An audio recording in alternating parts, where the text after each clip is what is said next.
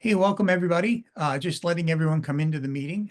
For those of you who may be new or I haven't had a privilege of talking to before, my name is Bill Fanning, part of the team here at Talk, and I'm excited that we can make time to get together. It's awesome that we're back in the mix of things, and holidays are behind us a little bit, and excited you guys could all be here. So I'm just going to give a minute or two more for people to be able to come and join. All right, well, given a couple minutes for everybody to come in, I'm really excited that you guys are here. Again, my name is Bill Fanning. We get to go. On the talk team. And what I wanted to do today was have a discussion, just kind of revisit last year in terms of recruiting and technology and operations and what worked, what surprised us, what became challenging, and talk about it in terms of how it's going to influence us moving forward in 2025. To make sure you don't up there before I still have a meeting. So that's my plan, and I put together just a couple updates as we jump in. Again, part of the talk team, we've been doing some fun things. We recently revamped our newsletters that go out on Monday. Tried to put more content and more information in there. Hopefully everyone's found them valuable, but if there's anything that you would like to see us do differently or add to that type of content, please don't be shy. There's actually a link to capture feedback in the newsletter, or you can just chat with me directly within the Talk platform. Certainly would love to continually evolve our information that we send out to our members to make it valuable to you guys, because that's the overall goal of it. The one aspect of the newsletter that we've put together is an opportunity to once a week to highlight somebody in the Talk community. So if there's anybody that you know that has put together something that is noteworthy or has hired a lot of people or solved a mission critical problem, the link is there, and I'll drop them into chat as we get going so you can see them. But anybody who feels that they would like to nominate another member of their team or somebody they know in their network, please feel free to do it. It's awesome to be able to call out people for their accomplishments, and really would love to be able to keep doing that. So really easy to do. The other thing, and I'll drop this link in the chat as well, is we put together our annual member update. It's just information on Talk, what we've learned in 2024 and what we have planned for 2025, kind of similar to the theme of this call. So if you haven't taken a look at it or you're interested in it, I'll put both of those links into the chat, as I said, and we can, any feedback or comments on that as well, always welcome to receive that. Finally, the thing I also wanted to recommend is we have our Talent Sphere conference coming up in June. And Talent Sphere is a event that we put together in conjunction with Talent Collective, which is another amazing group. And I really enjoy working with Natalie and Krista, who are the folks who run it. It's a practitioner to practitioner conference, meaning that while there will be vendors sponsoring and participating, the information and the discussions and the exchange of ideas and the networking is really meant for people in the industry to meet other people doing similar roles. So we're not having a lot of we're not having any vendors present. It's going to be practitioners coming up on stage and talking about how they solved mission critical problems in their world. We're running a couple different tracks on strategy and technology and what we're calling provocative perspectives, like will AI take our jobs next year or in the year after, things like that. So it's a great conference. We have early bird pricing on the tickets. There's a cost to attend. It's in Scottsdale, Arizona, June 3rd to 5th. And if anyone can come, that's great. And as always, we do have more to come within the Talk world. So our agenda today is pretty simple. I just wanted to take a couple minutes and talk about 2024. We had a lot going on.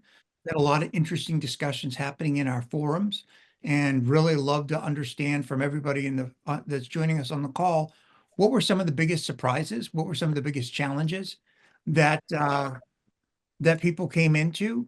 And then from there, talk a little bit more about the lessons we learned and how that's going to affect what we do as we move into 2025. So I'm going to shut the presentation off because I'd rather just talk face to face. But definitely that's kind of our goal today. And my mission is hopefully that through the exchange of the things that we challenged or we learned in 2025, I mean 2024, it can help, help us improve what we're doing for this year. So with that, let me get rid of PowerPoint. There we go. And we should be good to go. Was my screen actually sharing? It didn't. God, yeah, Zoom's doing some weird things. I apologize for that. I thought it was sharing, and it said it was, but it never picked the monitor. So, anyways, with that, I think the first thing I'd love to talk about, I actually wanted to I put a poll together, so I wanted to run it, and then we can talk a little bit about it. What were some of the biggest surprises that we followed up with in 2024? I put a couple ideas in the poll. If there's something that isn't listed that you want to talk about, please feel free to drop it into chat. Definitely would love to get your feedback. And I am purposely consuming hot beverages today because my office has a lot of windows, which is awesome in the summer. It's not fun and when it's 16 degrees out. It's like you can actually feel the breeze. So both my dogs laying on my feet. So we're like in one little huddle trying to be warm because it is chilly. So awesome, guys. All right. Well, I'm gonna shut the poll down. Thank you everybody for putting your thoughts in there. If there's anything that wasn't on the poll that you think is relevant, please feel free to drop it in chat. But my goal is just to capture. I'm going to share the results right now. So hopefully everyone can see the results. Skills-based surges and skills-based hiring. I thought that was really interesting. It's something I heard a lot about. So 12% there. The AI adoption challenge. I think it's a couple fronts on adopting AI into your environment that we can talk about, but it definitely has some interesting challenges around it. I think the one that and I thought that would jump out is the fluctuation of candidate expectations.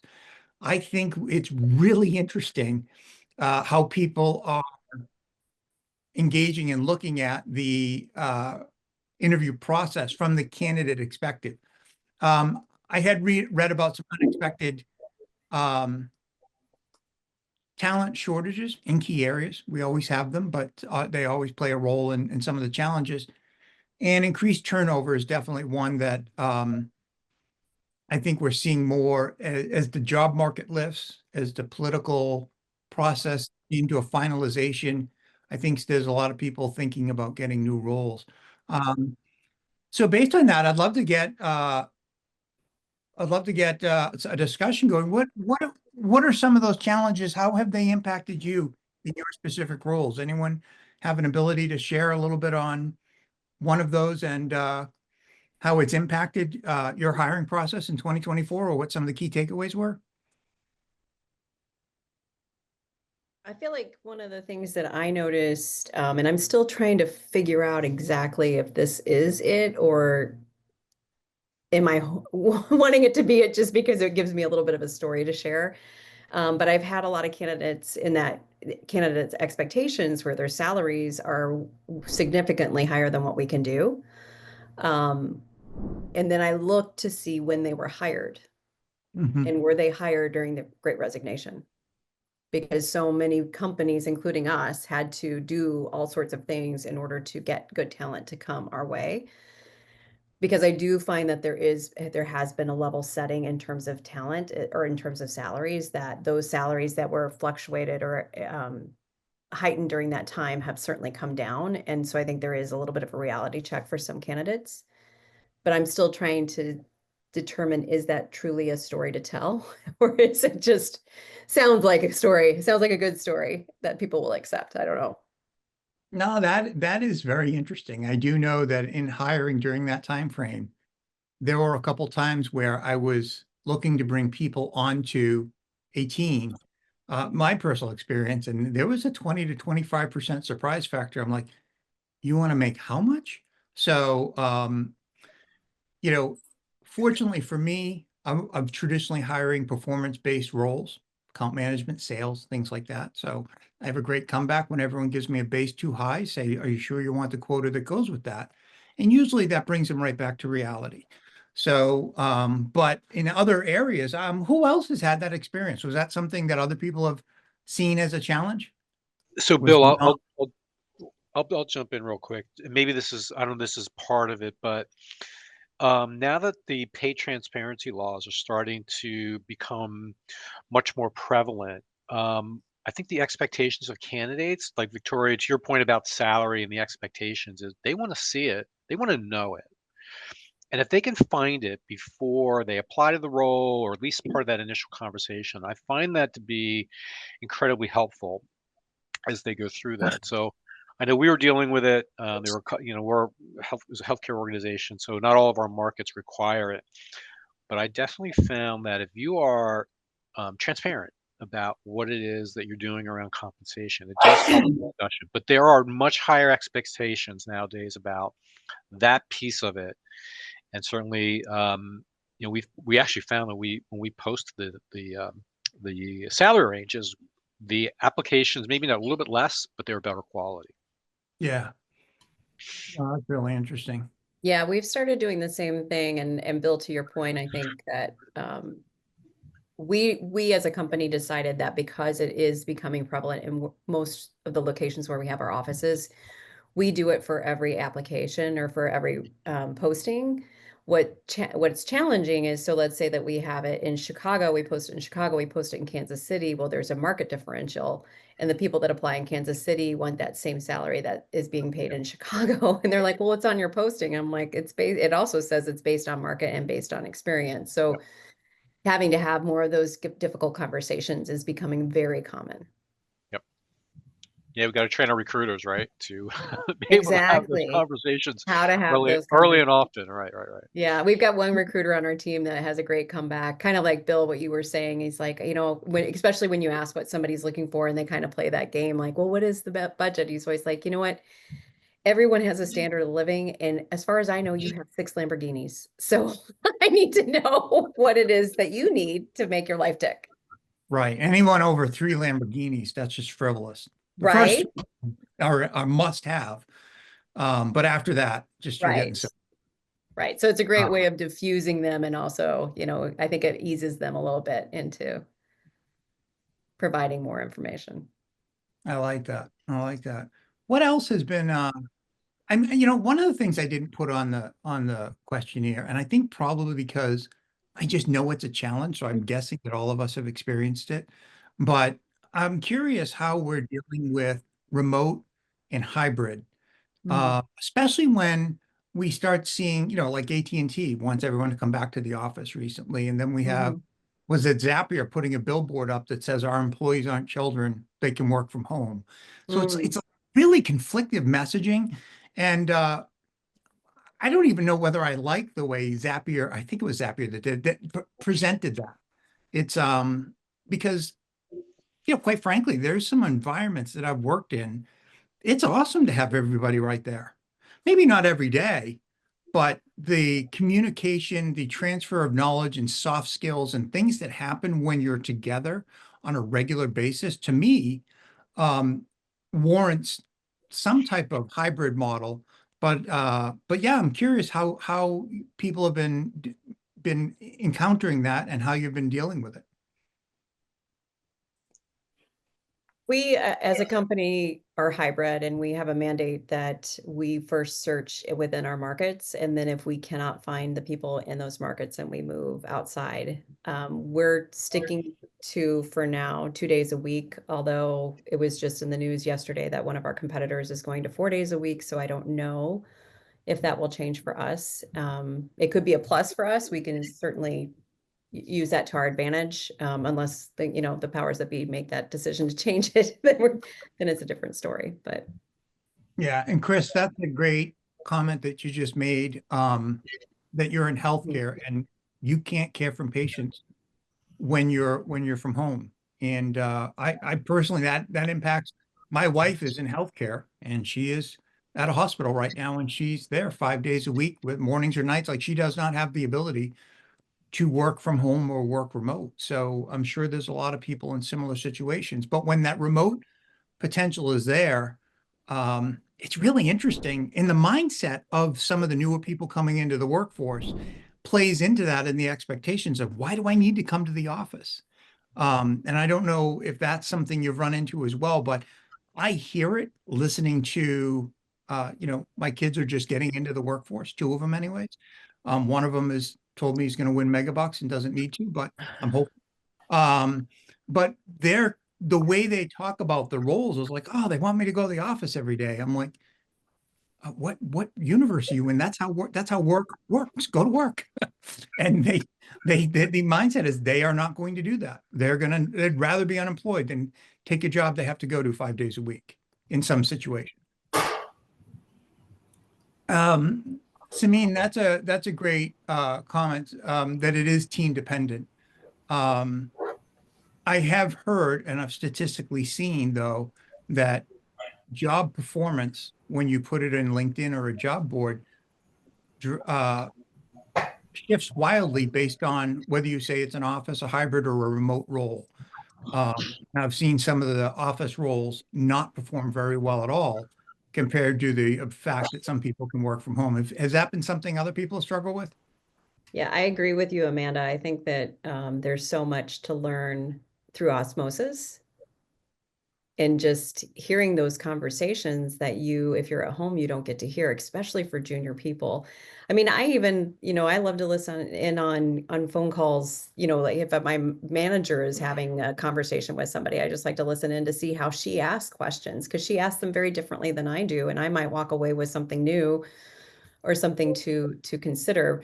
I think one of the things that we do as a team, I don't know that the organization does this, but we facilitate a lot of conversations like this one, where we talk about and that's how I learned the Lamborghini scenario question, because we were asking what are you guys doing to navigate this?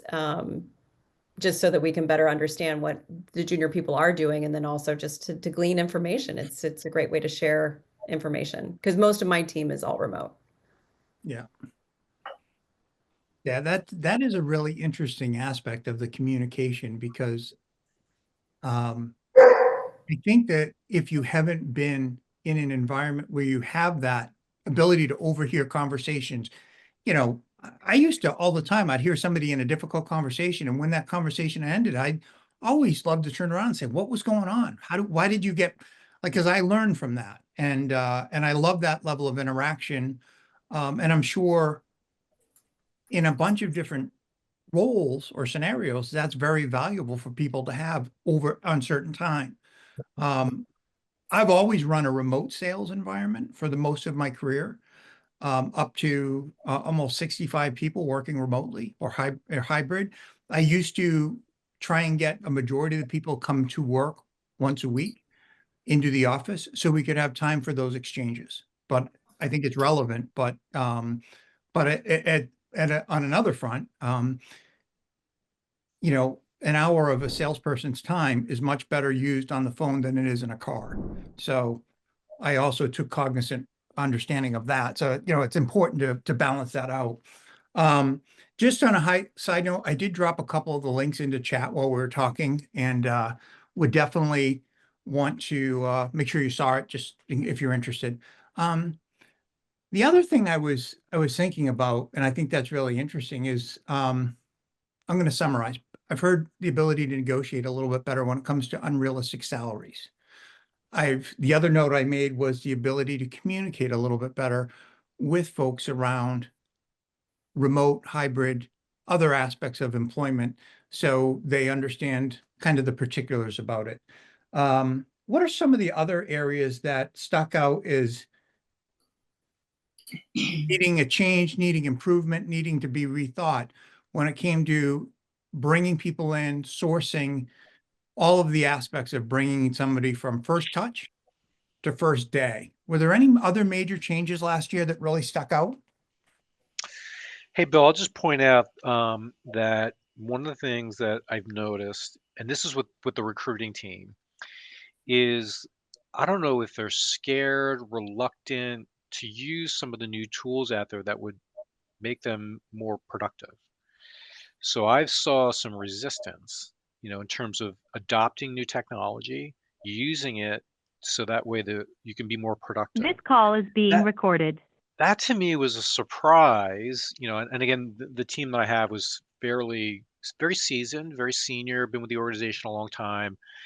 And I kind of came in new, and I was really surprised at the reluctance. I don't know if anybody else has experienced that, if you're leading teams or if you're a recruiter, if there is just fear, or I don't know what it was, but that was something that to me that was surprising, is just the just lack, I don't know, it was lack of interest or something in terms of adopting some of the new technology platforms that are available. Yeah. I Oh, wonder, go ahead, Ian. I wonder if it's a lack of understanding or knowledge of a lot of these AI platforms. My coworker and I were talking yesterday about it, adopting AI and other platforms that may help. And some of it is just not understanding how can it help us. Yep. That may be it a little bit. Yep. And Samin made a great comment that she hadn't found the tools that they're not up to snuff yet. I have noticed that a lot of the companies out there they're not, I'm going to say this in a kind way, they're not fully baked products. They're nice features that should be sitting on another product, right? So the ability to take Right. advantage of the technology is hyper dependent on your tech stack, your environment, your role, right? So they're very nuanced and very specific. And on a side note, I get to talk to a lot of vendors. It's part of what I do. And when they want to have any type of interaction with our community, I give them a three-step process. Step one, what do you do? Not your marketing, not your buzzwords, specifically, what does your product do and how does it do it? I want to know that. Second, I want you to tell me somebody you've done it for. Show me that it works in a customer case study. Make me understand that somebody has received the benefits that you have all over your website. And then the third thing, and this is not every technology, but it's most of them, is don't tell me you're a great product and you've saved millions of dollars for hundreds of companies, and then tell me you don't integrate into my tech stack. What do you integrate with? How do I take advantage of it? Are you, I think those three things are more of what organizations need to focus on, because it would make it easier to take advantage of them. And Amanda, to your point, to be able to go to somebody in your organization and say, this AI platform has saved these companies real time, real money, hired better people, whatever it is. I think those things are really relevant. And Samantha, I definitely think the AI stuff, any technology, when you're setting your ways of doing a process, change is difficult, especially if it requires additional steps of going to a different platform. So has anyone else found that with their teams? Because I know adoption is something we've talked about before, where you get a little spurt of people using the new tool you just subscribe to, and then everyone goes back to the regular way of doing things. Has anyone experienced that? Yeah, Bill, and again, that's why I brought up the question, right? One, it's Yeah. it's complicated, right? Because there's all those factors that go into it. But you're right, Sure. there's that spurt that happens, that honeymoon period, and then it drops off as you go through that. So yeah, Yeah. this definitely gets complicated, just given all the nuances of change management and new technology, learning something new and wanting to stick with it. Yeah. Yeah. I think that the usability of a product is definitely something that more organizations need to think about. I think they create great user experiences just for their little niche of the world, but they have to think in the broader constructs of the journey somebody goes through when they're recruiting and hiring, and making sure that it's not going to be disruptive, additional logins and all of that stuff. Great. Well, I think that was a really good, interesting discussion on the 2024. The one other area that I've read a lot about in terms of using AI is understanding how to use it. And fundamentally, I think what I'm talking about is how to build the right prompts. and to get the AI platform to do what you need. Is that something that anyone's invested any time in? I've read a couple articles. There's a class coming up I was thinking about taking, but is that as we look at using AI more and more in our world, are you as a person investing time to get better understanding on how to use it? I think there's more and more resources that have become available that are allowing us to balance our senior leaders coming to us and saying, hey, we should be doing this because I read last night on this news feed that it can do all these amazing things. But to your point of knowing how to use it and actually making it sing and dance like we're told it can, I'm not sure that we're up to those capabilities yet. Yeah, that's a really good point. And I'll go ahead, Eric. I see you got your hand raised. Hey, how you doing, Bill? Good. I'm thinking that it's more along the lines of it's like, what is it that people are thinking in regards to AI as far as what it can do? If we're talking about prompts and things of that nature, that's something that we can all learn to then. It's like, okay, this is, I'm going to do research on companies, SWOT analysis, all that sort of things. If you're talking about automation, AI automation and how it can help. So let's say to schedule candidates on your behalf, then that's something that has to be integrated. It's not something that you can just say, it's like, oh, let me do a prompt, for it to be done. So there's a bit of a difference and probably even confusion whether what AI is meant to be doing for you, right? We've been hearing how, it could cut the TA team structure, but they haven't really shown us how to do that, and that would be through automation, not necessarily because of the prompt engineering, unless you want to become a prompt engineer to then develop a product that will do that. Yeah, that's a good point. The resume screening, interview scheduling, things of that nature sound phenomenal, but you're right, there is an integration component to make that work. And a lot of times that can be the part that can create challenge. Amanda had a great comment that it's helpful, but it isn't the magic bullet that you think it could be, and that it still has a lot of work to do. Although I think there is some mindset of people out there that it takes a task off your plate. So And I think it can, absolutely. that is really a challenge. I also wonder.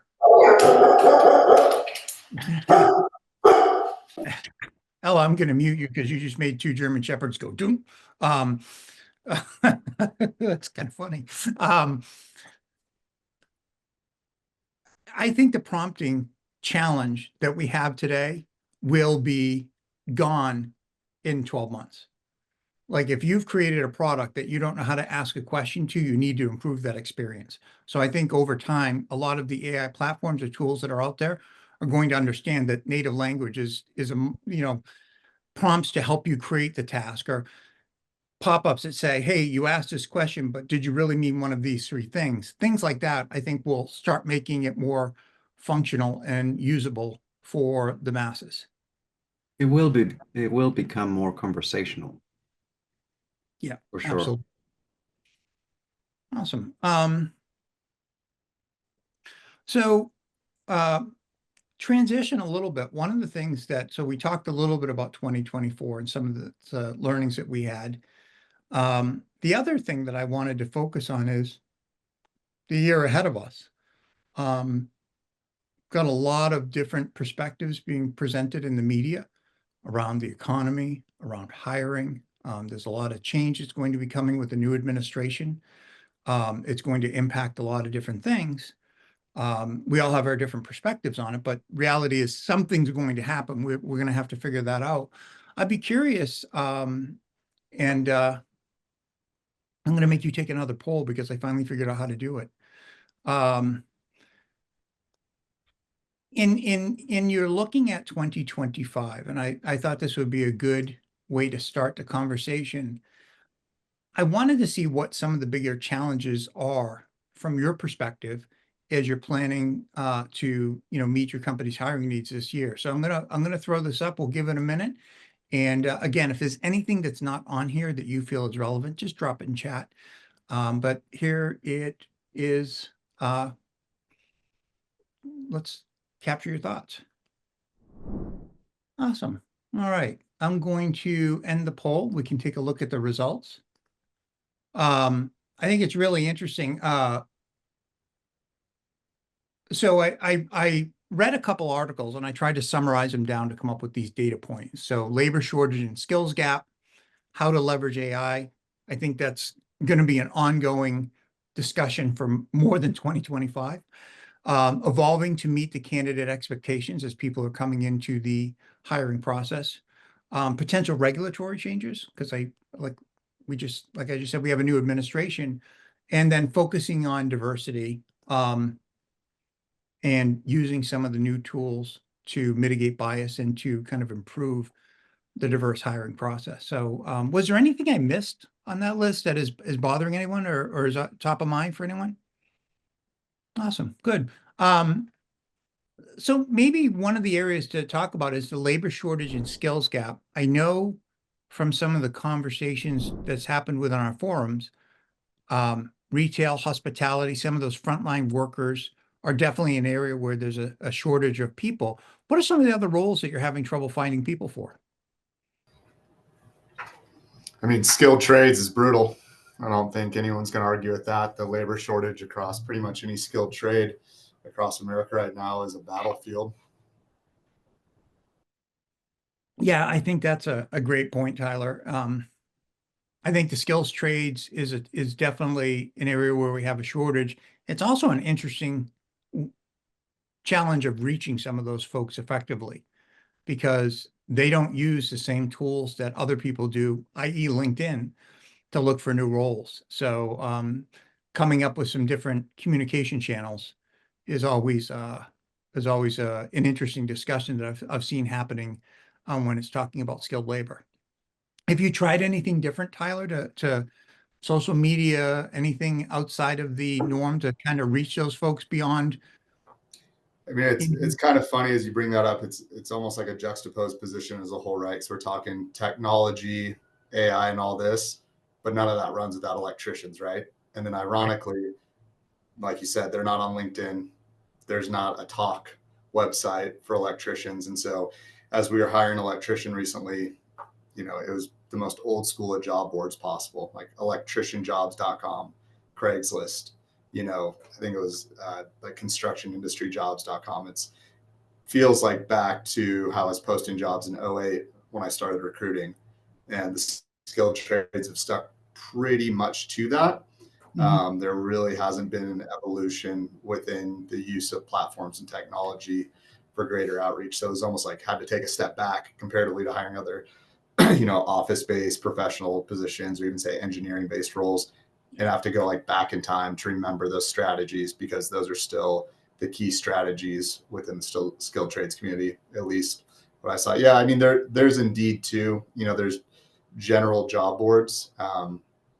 But again, you know, you're not getting that elite like LinkedIn paid advertisement or, you know, using AI to, you know, get campaigns out to directly target people or find resumes, you know, throughout the internet posted in multiple places. So it's a challenge still. I mean, I feel like I don't think it's ever not been a challenge. I've been recruiting electricians off and on at every company I've worked at essentially since 08, and it's never been an easy fill. And it feels like it's just getting trickier and it's taken longer to fill. So that's pretty, I'd say the time to fill element of that, as well as the cost to fill element, are just exponentially rising as that labor pool is decreasing.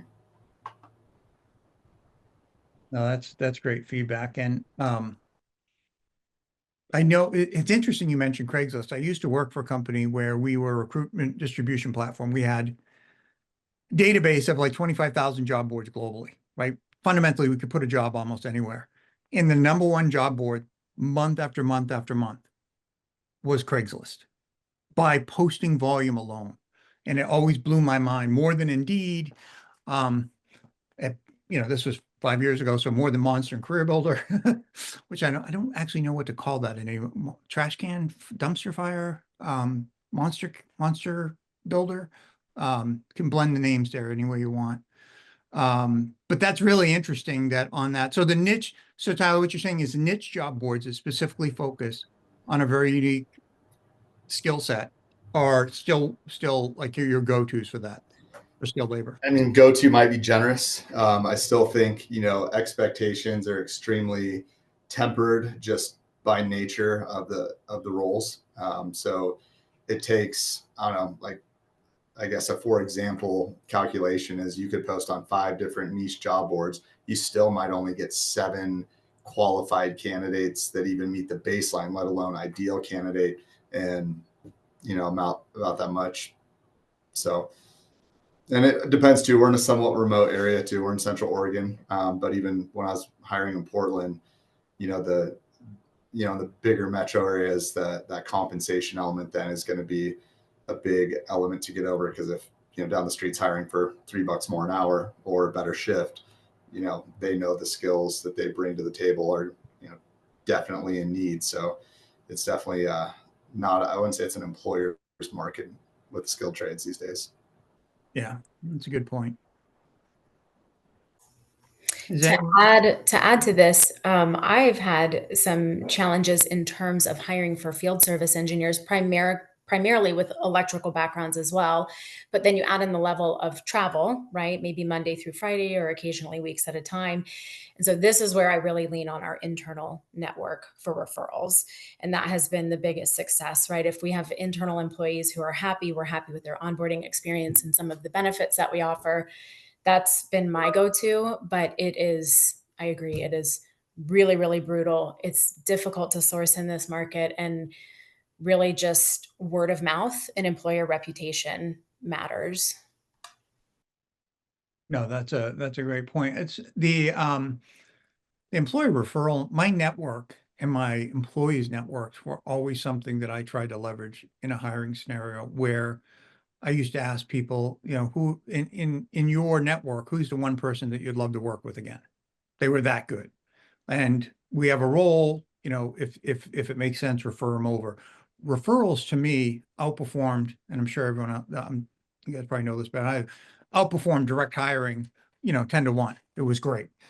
So I think that from a skilled labor is definitely an interesting approach to it. Is anyone formalized or using any type of referral program apps or services out there? I know there's a couple coming onto the market that are claiming great things, that formalize the ability to use your referral network. Is anyone taking advantage of any tech like that? Yeah, that's just what I thought. It's old school. It's an old school employee referral network, so that makes sense. Awesome. When you look at technology in 2025 and you look at some of the things that are coming onto the market, is there anything that your company or you specifically feel is potentially a game changer, or something that you're interested in looking at to expand your company's capabilities? Doesn't have to be a specific vendor. One of the ones that I always like to look at is the difference between ATS and CRM systems. But is there anything that anyone's looking at in detail, potentially as a upgrade to something you're doing today? It's interesting. So to follow up with that, is that because what you have today works so well, or because budgets are tight and the opportunity to bring in new services is not there? I would say the latter. Yeah. Budget's it. Awesome. I kind of thought so. In talking with different people, I've heard that budget and team size will probably remain steady of whatever it is. And then the job rec volume probably will accelerate as we go through 2025, making it a little crazy. But Jenna, that's a great comment. You move from one ATS system to another. Would you mind sharing a little bit more about that? Which platform you moved from and to, and what the benefits were? So we moved last year we recognized that our current ATS system was moving into their products were kind of focusing on being a whole suite for HR.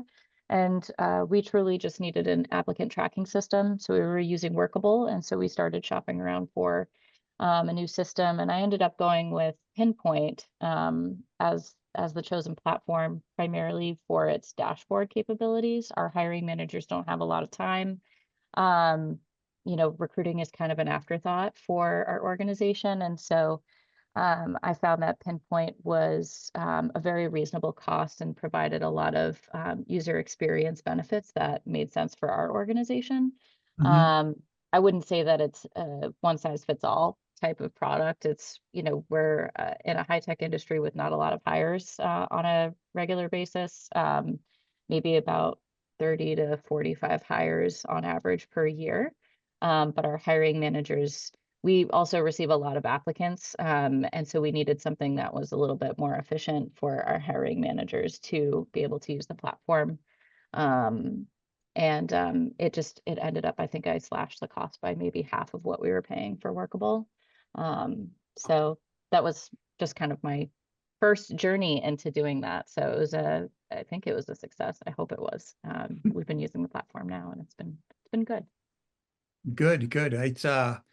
It's interesting. I do think that there's a lot of differences between the platforms, and finding the one that works for your specific company and hiring requirements is really important. And I'm not uberly familiar with Pinpoint, but I've seen positive statements from other members of Talk in our forums about that platform before. So that's awesome. Thanks for sharing that. Amanda, that's a great question. I'm going to throw it out to the room. That the cost of LinkedIn, and this is something I've seen talked about a number of times, is becoming prohibitive. And is there anything else for mid-sized companies that they're using to move away from paid LinkedIn? I use LinkedIn. I have about 6 paid job slots, which is, I don't know, maybe 10, 12,000 annually. And that's it. I don't use the recruiter seat any longer. I use the LinkedIn, I guess LinkedIn Lite. I mean, it's only like $139 a month. I mean, that's pretty affordable. Yeah. Same here. Yeah, they do have some cost-effective options, but like a lot of things, you get what you pay for. So if there's different service or functions you want from the recruiter seat or something, these platforms put a lot of thought into how to tease you to get you to spend more money. I'm in a similar battle right now with HubSpot, where they said, hey, it's $100 a month, and they didn't tell me that was per keystroke. So now it's going up quite substantially. And I'm like, what? So always a good time. What other areas, when you think about doing things differently in 2025, what other areas in that hiring process have like for one of the things that I'm really curious about is the candidate expectations. How are you going to deal with that differently? Or is there anything you're doing with your employer brand or messaging up front to change expectations coming in out of the gate? I mean, so I couldn't help but maybe hearing it a little bit different. I'm by no means a young man these days, but when we were talking about getting back into the office, that made me really think about employee value propositions, right? And this isn't pointing fingers or anything, but it felt like a lot of, we've done it this way, we used to do it, we really got a lot from this. But in looking at this is how we want it done, are we looking at it versus this is what we need to evolve to for the candidates we need to attract? And I think a lot of that ties into that remote conversation, right? Where yes, the things you're hearing in the office, yes, those takeaways you're learning are essential. I had a lot of those early, but I think now with what especially younger generations are going through and seeing in the last 5 years of, I mean, is that going to matter to me in a year? What if the whole world shuts down again? Like, great, I drove an hour extra every day to get to the office, to get paid the same, to have less time at home, less time with friends and family. So what I've been looking at the last couple of years to meet kind of that candidate expectations changes, are we expecting them to conform to us and say, yes, we want to be there despite that's not something we really want? Or is that back on the employers to start taking a deeper look internally and thinking, do we need to evolve our employee value proposition to be more attraction focused versus compliance to what we want focused? And so, definitely there's days where I feel like I'm the old man of like, don't skateboard on my sidewalk. But then also you think of someone who's making $20 an hour inflation's gone up how much in the last 4 years, and they're struggling to, live in a place with 3 roommates when 10 years ago you could have maybe lived in that place by yourself, and now you're losing your time on top of your money, barely getting by. So in their hierarchy of needs and what's making their life better, are those side conversations in the office 5 days a week really meeting that? Or are there other elements that could make them happier to create a more impactful employee that wants to grow and be with the company longer? So I think that's a balance that more hiring managers, talent leaders, and organizations need to look at. Is it on us to get them to comply to what we think the EVP should be, or does that EVP need to evolve, especially what we've gone through the last 5 to 10 years, to meet the demand of what's better for the humans we want to be on our team? Soapbox over. Sorry. No, Tyler, I think that is a really great perspective. And I think my humble opinion is that it's a mutual meet in the middle. I think the candidate expectations are valid. I mean, there's real reasons driving them. And I think the cost of life and the money you're paying and the dollars it take me to get in and out of the office are that's a real thing. And if you want me to drive the office 5 days a week, people are doing math, and they may not even have a car. The drive to own a vehicle is definitely changed over the years compared to when I was 16. I got my motorcycle permit first because I could drive by myself without my parents instead of a car. So that's not the mentality today. But I also think that the value proposition of how we communicate and how we educate is definitely, in some instances, needing a little bit of thought and modernizing to make it appeal to more people. I hear a disconnect too a lot in the conversation of technology, AI, efficiency improved, less, human effort needed. But then people want it done in a brick and mortar building for X amount of hours. I feel like there needs to be a balance like that there too, because I feel like those are two very conflicting messages. And so I think a couple people popped in the chat about that balance perspective. And so I think I try to be more cognizant of that when I'm speaking about how we're going to build out efficiencies, make processes better, utilize technology.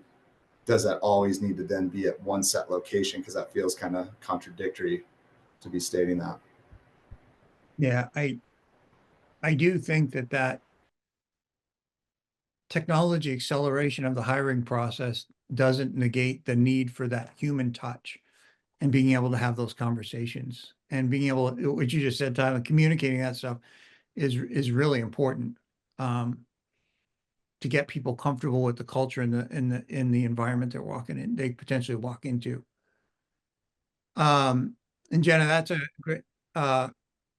great point. There's two hierarchy of needs. There's the candidate and the company, and they have to be in balance. And you can run it's probably pretty easy to run some testing and some A/B messaging to see how it results and how it engages people, but definitely an area where there's definitely room to grow, because the people coming into the workforce have a very different set of expectations than even 5 years ago. Pre-pandemic, post-pandemic expectations are very different. For sure. I think the other thing that forgot to mention this about the applicant tracking system that we use is that it's allowed us to build out specific pages that candidates can review after they've applied to a position to see what the interview process is like, what the work environment is like, what their hiring managers are like. So we can build out all of this content that allows them to see what their, what the work environment or the work expectations and even the hiring manager's personality are like prior to them even moving forward in the interview process, which ultimately will save a recruiter's time and a hiring manager's time through the interview process, and candidates can self-select whether or not they want to continue in the process.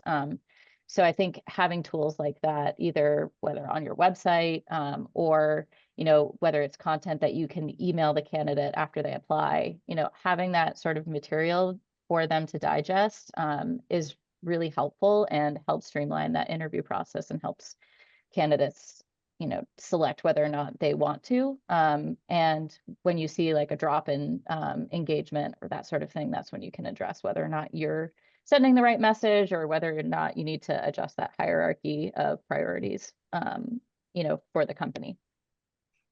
That's it. So Jen, a quick question on that. How do you test the messaging? How do you make sure that you're sending the right stuff? Do you talk to any of the applicants upon hire, whether it made a difference, or do you talk to anybody who took another role with somebody else and was it not powerful enough? Because I think you're dead on, but I'm curious how you refine it. I think there's a combination of things that you can do. So I look at the pipeline and just see how many candidates are selecting whether to continue in the process, and just using pure data to review whether or not they're participating. But we also have kind of like an exit interview survey. So whether or not a candidate is hired, they can still choose to participate in their essentially like an exit survey. How was your interview process? Did you feel like your needs were met? Did you feel like we were transparent enough? And asking all those questions is always helpful. And then I just kind of obviously build a relationship with anybody that we hire just to get a feel for whether or not, like, what was it specifically that really drove you to join the company? Sometimes it's money, sometimes it's, what we do as a company. And then sometimes it's, I just really like the hiring manager and some of their personal values that they kind of exhibited through the interview process. So it's a mix, but I would say, especially when it comes to just the content itself and this is kind of still new, seeing as though this applicant tracking system that I'm using is really only like a month and a half old. My initial kind of view is like, what's the pipeline? How many people are clicking through to the application from an example like LinkedIn? And then how many of them are actually applying? What is the application process like? Is it clunky, or are we seeing a lot of applicants compared to like our last system that we had? And it seems to be okay, but that's some of the things I'm thinking about as I'm reviewing our applicants and how things are moving. No, thank you. I think that's important. And because I agree wholeheartedly. And Tim, I think you referenced it really well of how somebody learns who they're going to work with and what the environment is like. That's an employee has to learn that, and we have to provide the resources to make it learnable. But I always am curious to make sure that the messaging that we're sending out is on point and moving people forward rather than creating confusion or other issues that we didn't intend it to. So, well, guys, it's 2:00. Thank you for everybody coming and participating. I think this was a great conversation. Please, if there's somebody in your network that's a phenomenal talent acquisition professional that is doing a great job, please nominate them. Everything's in the chat. Take a look at the annual member survey if you want to, and we will see everybody next week. And thanks everyone very much for your time. I sincerely appreciate it.